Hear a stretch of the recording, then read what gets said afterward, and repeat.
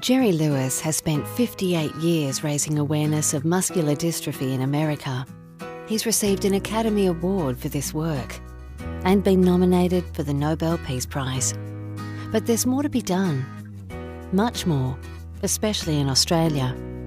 That's why he's become the international patron of the Muscular Dystrophy Foundation. With his help, we can raise awareness. With your help, we can raise money and give people with muscular dystrophy more to smile about.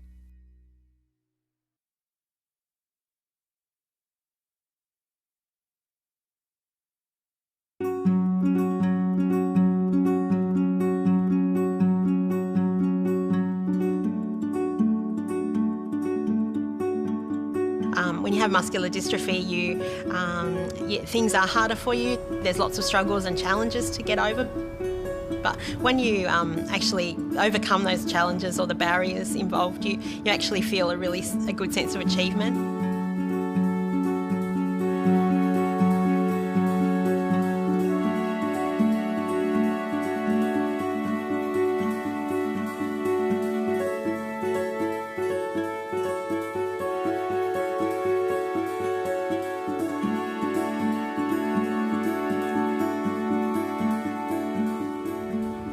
My name is Adam, and I will be 12 years old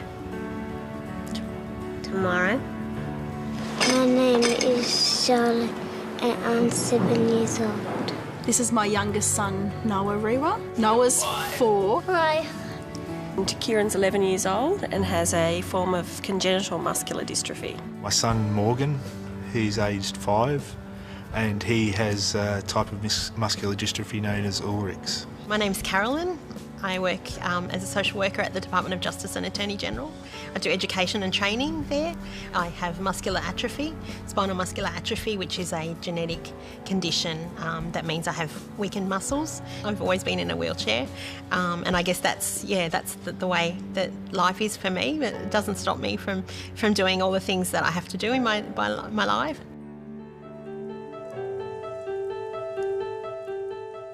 Being a muscle condition, it affects respiratory, cardio, so they're things that we have to keep our eye on all the time. Mobility, wheelchair. Kieran's never walked, so he's been in a wheelchair since he was just 3. Basically, from her spine, the rest of her nerves are slowly wasting away. He's very weak. He becomes very fatigued, quite quickly. We had a few episodes where we nearly lost Kieran from dehydration. When I start to feel sick, I take really big sips of drinks. Charlotte used to be able to walk, which a lot of children have not been able to experience that, so that's a nice thing for her to be able to experience. One thing about the disease, it does not affect the brain. Yeah, he goes to a mainstream school. He's definitely one of the bright sparks in the class. It's always good when you can say at the end of year 6 that your son actually enjoys going to school and being with his friends, even when it is tough. I really like to play with her sports sometimes. Soccer with a big balloon ball, they use their heads. Adam likes to get involved with sport, but it's getting a little bit more complicated now. Yeah, I started playing wheelchair sport when I was 16 because I thought, oh, it'd be a good place to meet boys. And then I ended up marrying Danny, so yeah, there was no stopping us. We were a formidable team. And unfortunately, Danny passed away 5 years ago. He had Duchenne muscular dystrophy, which meant it was inevitable that he would pass away. His breathing is affected, so the muscles that help you breathe are affected when you have Duchenne. Noah has Duchenne muscular dystrophy.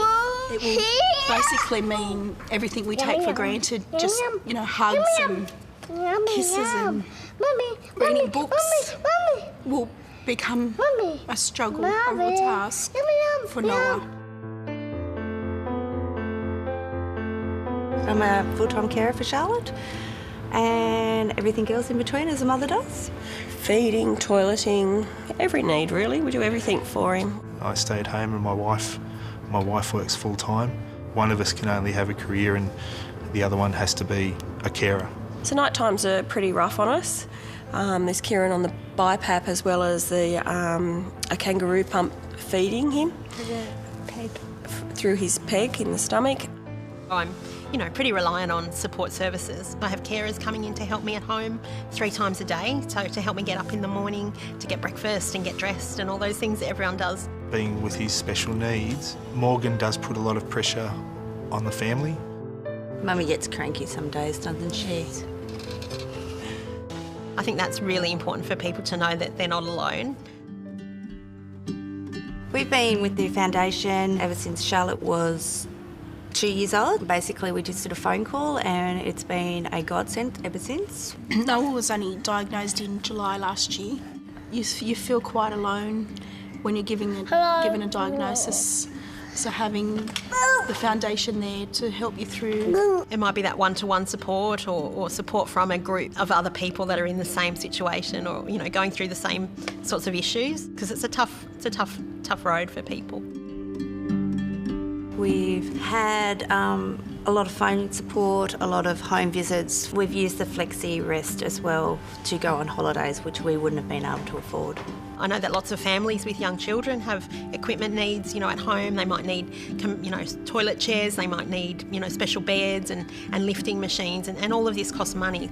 Funding of equipment and things, it's really hard sometimes with that sort of thing. We're not talking about luxuries here, we're talking about the, essential things for day-to-day life. The government can only do so much. The Muscular Dystrophy Foundation help with, they do help a lot with trying to fill that gap. I hope that, in my lifetime, I hope that there's some advancements in the research for muscular dystrophy. They just need some more funding. They need funding to keep the research going. It'd be just great to raise awareness out in the community more. And for us with Morgan now, it's a matter of managing his condition and giving him a quality of life. And the Muscular Dystrophy Foundation help us with that quality of life. He's just the most wonderful thing that's ever happened in my life. So. With the support of family and friends and with the Muscular Dystrophy Foundation, I think a lot can be achieved for people with disability nowadays, and it's really, I think, about support and understanding from the community that makes a difference.